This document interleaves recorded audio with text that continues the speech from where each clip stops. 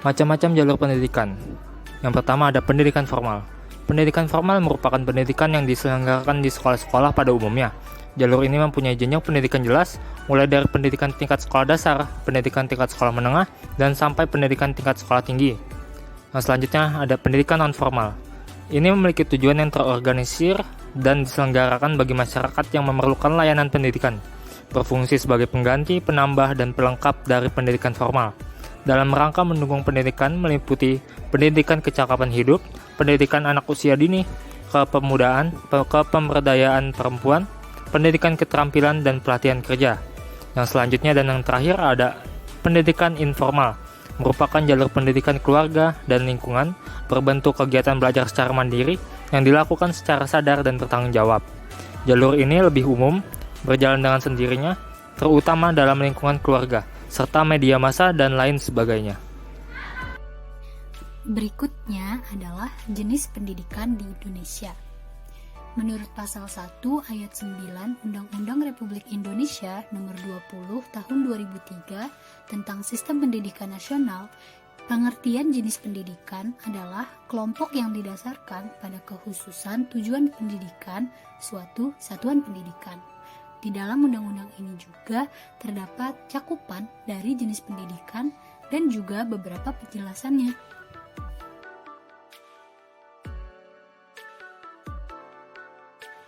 Jenis pendidikan yang pertama adalah pendidikan umum.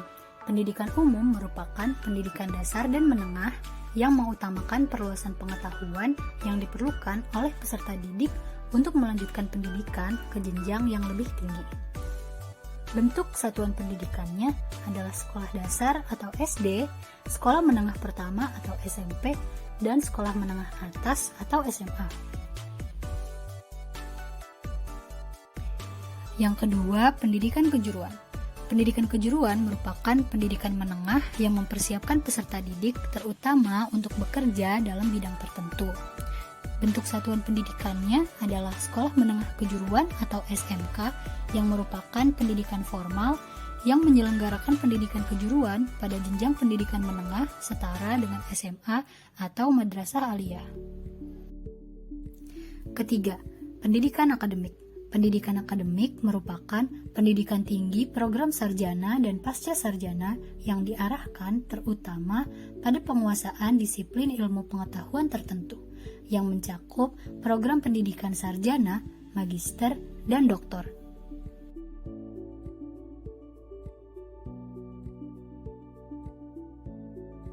Keempat, ada pendidikan profesi yang merupakan pendidikan tinggi setelah program sarjana yang mempersiapkan peserta didik untuk memiliki pekerjaan dengan persyaratan keahlian khusus.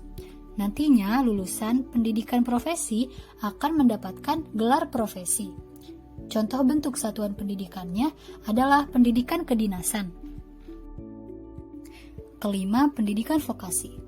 Pendidikan vokasi merupakan pendidikan tinggi yang mempersiapkan peserta didik untuk memiliki pekerjaan dengan keahlian terapan tertentu maksimal setara dengan program sarjana yang mencakup program diploma D1, D2, D3, dan D4. Di dalam kurung merupakan gelar yang akan didapatkan oleh lulusan program diploma sesuai dengan program yang ditempuh. Selanjutnya, pendidikan keagamaan. Pendidikan keagamaan merupakan pendidikan dasar, menengah, dan tinggi yang mempersiapkan peserta didik untuk dapat menjalankan peranan yang menuntut penguasaan pengetahuan tentang ajaran agama dan atau menjadi ahli ilmu agama. Bentuk satuan pendidikannya adalah Madrasah Ibtidaiyah atau MI, Madrasah Sanawiyah atau MTS, Madrasah Aliyah atau MA, Madrasah Aliyah Kejuruan atau MAK, pesantren, dan lain-lain. Jenis pendidikan yang terakhir adalah pendidikan khusus, yaitu penyelenggaraan pendidikan untuk peserta didik yang berkelainan atau peserta didik yang memiliki kecerdasan luar biasa yang diselenggarakan secara inklusif atau berupa satuan pendidikan khusus pada tingkat pendidikan dasar atau menengah. Contoh bentuk satuan pendidikannya adalah sekolah luar biasa atau SLB, pendidikan inklusif, dan homeschooling.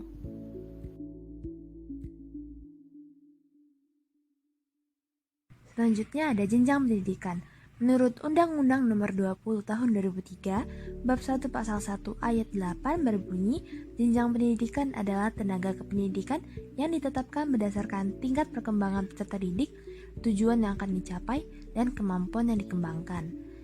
Singkatnya, jenjang pendidikan memiliki arti berupa tahapan dalam pendidikan yang didasarkan oleh tingkat perkembangan peserta didik ataupun siswa dengan tujuan untuk meningkatkan kemampuan peserta didik dari tahap ke tahap.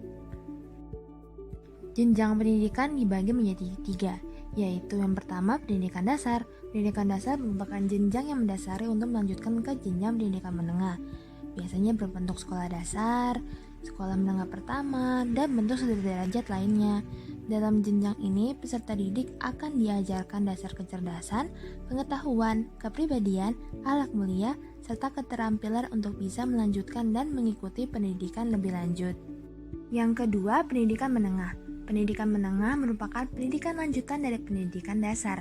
Bentuknya seperti sekolah menengah atas, madrasah aliyah, sekolah menengah kejuruan, dan bentuk lainnya yang sederajat. Dalam jenjang ini ditujukan untuk melanjutkan dan meluaskan pendidikan dasar serta menyiapkan peserta didik menjadi anggota masyarakat yang memiliki kemampuan berpikir dan bersosialisasi yang baik untuk melanjutkan ke dunia pendidikan tinggi maupun dunia pekerjaan. Dan yang ketiga merupakan pendidikan tinggi. Jenjang pendidikan tinggi adalah tahapan lanjutan dari pendidikan menengah yang mencakup program diploma, sarjana, magister, dokter, profesi, serta program spesialis yang diselenggarakan oleh perguruan tinggi dengan tujuan mampu mengembangkan kemampuan dan watak serta peradaban yang dapat mencerdaskan kehidupan bangsa yang inovatif, responsif, kreatif, dan terampil. Selanjutnya ada pilar pendidikan Indonesia.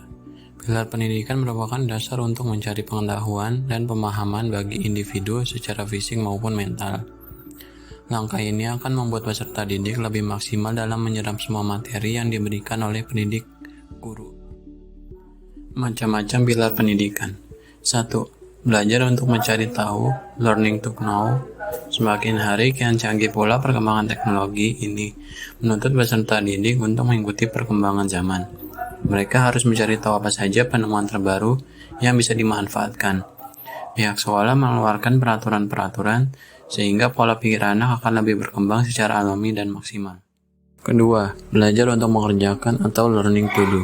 Setelah melalui tahapan belajar, setiap peserta didik pasti diminta untuk mengerjakan beberapa soal terkait materi yang telah diberikan. Ini dilakukan untuk mengukur bagaimana pemahaman dan penangkapan materi saat proses pembelajaran berlangsung. Ketiga, belajar untuk menjadi atau learning to be. Pilar pendidikan ini memiliki arti yang cukup penting. Untuk apa pendidikan ke depannya, pembelajaran setiap harinya akan menjadikan peserta didik sesuai target kurikulum yang berlaku. Pada intinya, hanya berkutik di atas nilai standar. Yang keempat, belajar untuk berkehidupan bersama atau learning to live together. Di Indonesia sendiri, terdiri dari beragam suku bangsa, jadi harus hidup dengan damai tanpa membeda-bedakan status sosial yang disandang, baik dilihat dari latar belakang, suku, ras, agama, etnik, atau pendidikan. Namun, harus juga paham akan pentingnya hidup bermasyarakat. Yang kelima, atau yang terakhir, belajar untuk memperkuat keimanan, ketakwaan, dan akhlak mulia. Merupakan ketentuan dari UNESCO yang diterapkan di Indonesia, mengacu pada Undang-Undang Nomor 20 Tahun 2003 tentang Sisdiknas, menyatakan bahwa salah satu tujuan pendidikan nasional yaitu berkembangnya potensi peserta didik agar menjadi manusia beriman dan bertakwa kepada Tuhan Yang Maha Esa, agar menjadi warga negara yang bertanggung jawab.